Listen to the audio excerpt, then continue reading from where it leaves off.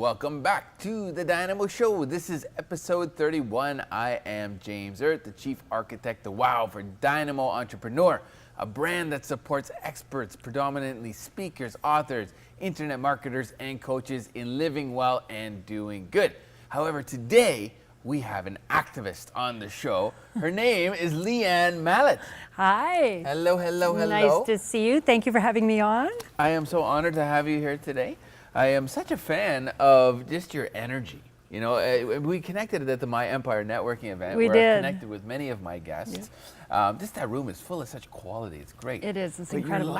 Your light is so. It's impossible to miss it. Oh my gosh! Thank you. It's radiating. You know, when you open your mouth and the voice comes along with the light, it's powerful. It's powerful, and I can see, you know, that would be a really great asset to have as an activist.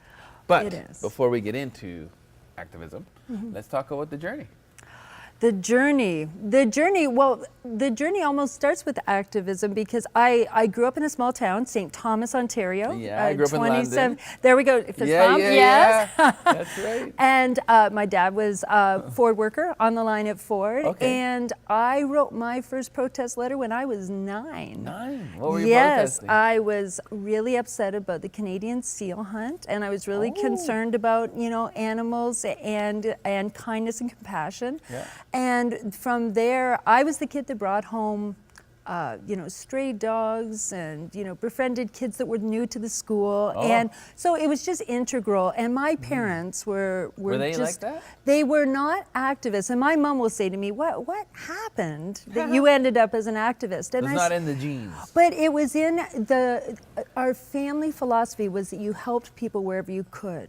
I love that. And to me, that's what an activist is. Like, we all are activists because we're all changing the world with every choice, with the way we treat our kids, with the way that we interact with people. So to me, my parents taught me how to do good. Yeah. And so by the time I was in university, I was involved with the HIV and AIDS movement because I lost a number of friends to AIDS early in that time. And I was terrified of public speaking. You? And absolutely. Terrified. Okay. I remember giving presentations in front of 15 people and being terrified. Oh, wow. And it was when I started losing my friends to HIV and AIDS that I really got that voice where I was able to speak out. And from there, and it's interesting though that purpose that allows you to speak that, because now it's not just speaking, it's planting your flag. Absolutely. Right? It's planting your flag and being so confident in what that message is. It makes it easy. Well, and I think it's also once you realize you can really affect change, and it doesn't have to be huge actions. It can be affecting change, you know, by how you connect with your neighbors or organizing a community get together. But we all are changing the world. And for me, when I found my voice, I realized that part of this, you know, extra extrovert really helped me in terms of being able to connect with people. Extra extrovert. Yeah, like it's my big personality. Extraordinary extrovert. Yeah. What would you say is the craziest activism memory of yours? I think the thing that sticks out for most people is in Clayoquot Sound, in the ancient rainforest there, I sat in a tree for 3 days to raise awareness and protest clear-cut logging there. Okay. So I was 80 feet up in a 500-year-old cedar tree. Like 80? 80, way up on a little tiny platform. All by yourself? There was another climber that was over on another tree, and we had a big banner strung between us. Cool. And the idea was that we put ourselves in the road so that they couldn't cut more trees to move into the ancient forest. And what ended up happening is that the RCMP had to send up a search and rescue climber. 3 days in, they came down and removed us, and we were actually flown out by helicopter when we were arrested for that action. Oh, wow. But it brought... What kind of a charge do you get for something like that? It was something like, it was just criminal contempt of court because there was just an injunction that the company received. Pardon me? How young were you?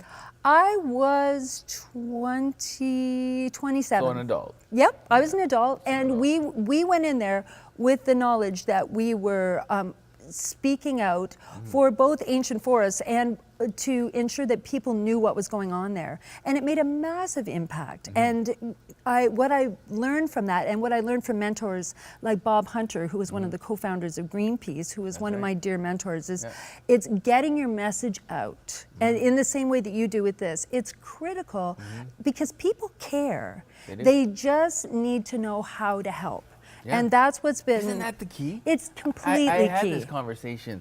I remember when I was 26, and I had got this big heart, and I want to give back, but I have no idea where to start. Right. And I actually came across some people in Kerr Village in Oakville that were doing this big brother type, big sister type program, and it was kind of my first step. It was the Kerr Street Kids program. And I fell in love with it, right? But until then, I didn't really know where to start. Right. So I did a survey for a group of kids at I was the keynote speaker at the YES conference, the Youth Employment Services Conference. And I had a survey that basically said, list your 3 favorite charities. Do you know how many kids out of those 300 that could even pick one? I know. Even one. And see, that's how, this is a perfect, in terms of my journey, I went through being an activist and then getting into nonprofit management. I became an executive director by virtue of just being an activist and being in the nonprofit movement. Which movement? And first I ran an organization called Erdt that was dedicated to wilderness conservation, and then moved into a organization called EcoSource in Mississauga that was founded by Mayor Hazel McCallion in the 70s and was expanding into environmental education in schools and in the community. But what I found, I worked there for 10 years and then stepped out to spend some time with my kids, because I had kids in my 40s, so they were little. And what I realized as I got into coaching, are they like you? Yes. Especially my daughter, right? And my son is he's very sporty, which of course is, Noah's almost 9 and Ruby's 7. Okay. And you got a little so, activist in your hand? yes, absolutely. Both of them are already doing fundraisers. It's amazing now just to see, like, even with what we're watching in the news nowadays, how many activists are out there now just sharing their voice. Because people are starting to see. Yeah, well, and people can see what they can do, because when I started doing my coaching and consulting, what I realized is there's tons of people out there doing good, or they are living well and they want to do good, and they're just saying, how do I get involved? So a lot of what I do now is either I work with nonprofit organizations to guide them around philanthropy and how to connect to more funding and more capacity. So needed. And I work with entrepreneurs, either who are seeking their purpose so that they can run a social enterprise or really get their voice out there.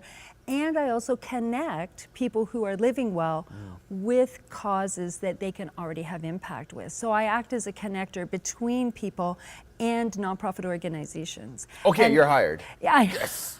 I think we have a long journey we're going to be doing together. But I think a lot of it is that people do care. Yes. And they want to do something that's really important, and we just have to give them the opportunity to do that. A little bit of love and a little bit of guidance, and some information sessions and some awareness, and whether it's a penny or $1 or $1 million or a little bit of love or just holding somebody's hand or just allowing them to be recognized. Yes. Just like most people that are in those painful circles that have lost their way, they just want to be seen. They want to be heard. They want to be loved, right? And that's our job as fellow human beings, is to love the world.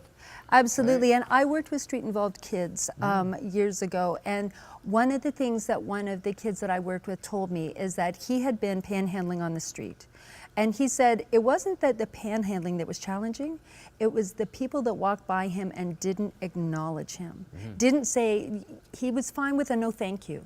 He was fine with whatever, but he wanted people to see him and at least notice that he was there. And that really stuck with me, that I think that even that small acknowledgement makes the world a better place. Maybe on a final note, let's talk 3 nuggets of Leanne wisdom for those future potential wannabe activists that want to get involved. What would you say to our audience? Choose a mission and go with it. So whatever speaks to your heart the most just go with that.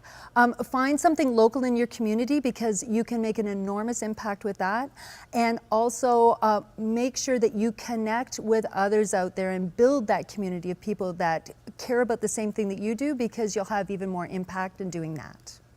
I love it. And we are connected now. Absolutely. Bada bing, bada boom. Thank you very much for Leanne, having me. we are going to connect. Maybe we'll go climb some trees somewhere. I love it. This is the Dynamo Show, having a good time. We will be right back right after this short commercial break.